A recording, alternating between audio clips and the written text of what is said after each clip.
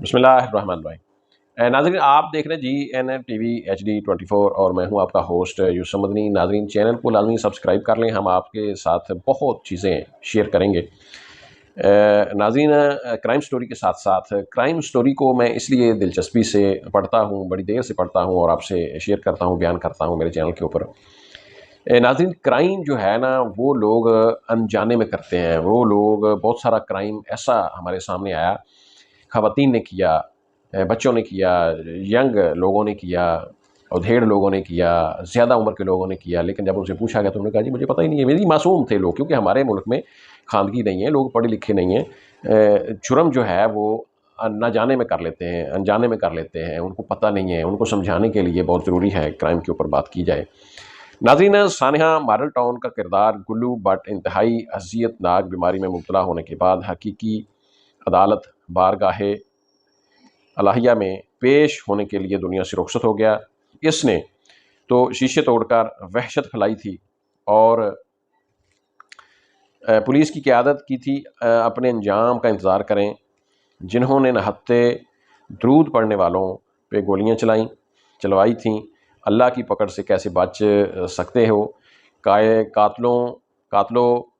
ان عدالتوں سے انصاف مؤخر کروا سکتے ہو، لیکن اللہ کی عدالت سے کیسے بچو گے۔ ناظرین سانحہ ماڈل ٹاؤن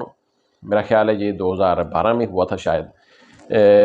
مطلب لاہور میں جو منہاج القرآن کا جو مدرسہ یا مطلب سینٹر ہے اس کے اوپر جو حملہ آور ہوئے، وہاں آپ کو پتہ ہے کہ ظاہر ہے دینی مدارس ہوں، مساجد ہوں، وہاں قرآن ہی پڑھایا جاتا ہے، تو ظاہر ہے وہاں جو لوگ موجود تھے اور وہ لوگ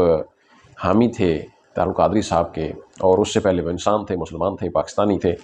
تو ناظرین ان کے اوپر اس وقت کی پنجاب گورنمنٹ نون لیگ کی تھی، رانا ثناء اللہ دیگر ایسے لوگ جنہوں نے ظلم و ستم کیا، اور ان کا کوئی بہت بڑا جرم بھی نہیں تھا، بس اتنا صحیح کہ وہ انہوں نے کوئی بیریئر شیریئر رکھے ہوئے تھے، اور انہوں نے کوئی ایسا کوئی ملیٹنٹس قسم کا کام کوئی حکومت کے ساتھ کوئی ایسا ظلم و جبر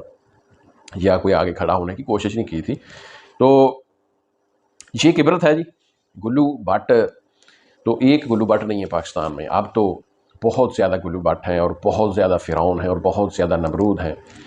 تو کوئی مسئلہ نہیں ہے، ہم تو خود اس طرح کے لوگ ہیں کہ یہ تو بہت چھوٹی زندگی ہے، بڑا کم وقت ہے، مشکلات کے باوجود گزر جائے گا، لیکن آنے والی جو زندگی ہے اللہ کے اوپر امید ہے، مالک ہے وہ اس نے پیدا کیا ہے، ہم بھی اس کے ساتھ اس کے سامنے پیش ہوں گے۔ قرآن بھرا پڑا ہے، میرے نبی کی احادیث موجود ہیں، شہدائے کربلا اور مولا علی علیہ السلام اور صحابہ کرام خلفائے راشدین، ان کے قول، ان کی نصیحتیں، دانشوروں کی نصیحتیں، علماء کی نصیحتیں، اولیاء اکرام کی نصیحتیں، معاملات سارے ہمارے سامنے ہیں، تو انہوں نے ہمیں بتا رکھا ہے کہ قیامت آئے گی اور ظالم جو ہے ظلم کرنے والا اس کی پکڑ ہوگی۔ تو میں لوگوں سے یہ کہتا ہوں کہ آپ بہت سارے گناہ ہم کرتے ہیں، ہم سے بھی ہوتے ہیں، آپ بھی انسان ہے، کر لیتا ہے، ہو سکتا ہے کچھ لوگ نہ بھی کرتے ہوں، میں ان سے معذرت خواہ ہوں، کوئی اللہ کے درویش، کوئی نیک، کوئی یا کچھ لوگوں کا دعویٰ بھی ہوتا ہے کہ ہم نہیں کرتے، تو چلو بڑی بات ہے جناب، نہیں کرتے ہوں گے، لیکن ظلم نہ کریں اس انسانیت کے اوپر، انسانوں کے اوپر، بے شک کوئی غیر مسلم ہے، کسی کا کوئی مذہب ہے، ظلم نہیں ہے، ظلم اب فلسطین میں ظلم ہو رہا ہے، اب کشمیر میں ظلم ہو رہا ہے، مطلب فلسطین میں تو خیر حد ہی ہو گئی نا، تو اس پہ بات بھی کوئی نہیں کر سکتا، نام بھی کوئی نہیں لے سکتا، مجبور ہیں ہم، کیا کریں، ہمارے پاس کوئی ایسا مطلب ہتھیار نہیں ہے، کوئی ایسی بات نہیں ہے کہ ہم کسی کو روک سکیں۔ تو اس لیے ناظرین صورتحال جو ہے وہ کافی پریشان ہے، انسان کے ساتھ جو ظلم ہو رہا ہے انسانوں کے ساتھ، تو ہم دعا کرتے ہیں کہ اللہ پاک سے کہ اللہ پاک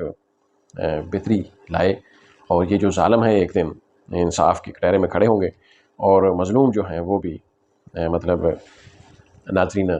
کٹہرے میں کھڑے ہوں گے، اور وہاں انصاف کرنے والا مالک یوم الدین، جو یوم الدین کا مالک ہے وہ پھر انصاف کرے گا، رب العالمین ہے جو وہ انصاف کرے گا، تو وہ پھر کرے گا تو پھر انشاءاللہ انصاف ہی ہوگا، پھر کوئی گلو بٹ، کوئی فرعون، کوئی نمرود وہاں بول نہیں پائے گا، اور انصاف ہوگا۔ تو آج بھی ہم کہتے ہیں کہ جو لوگ اپنے آپ کو فرعون سمجھتے ہیں، جو اپنے آپ کو اس طرح کی گلو بٹوں کے سربراہ یا گلو بٹ سمجھتے ہیں، وہ چھوڑ دیں یہ کام، توبہ کریں، انسانوں کو جینے دیں، اجازت دیں، اللہ حافظ۔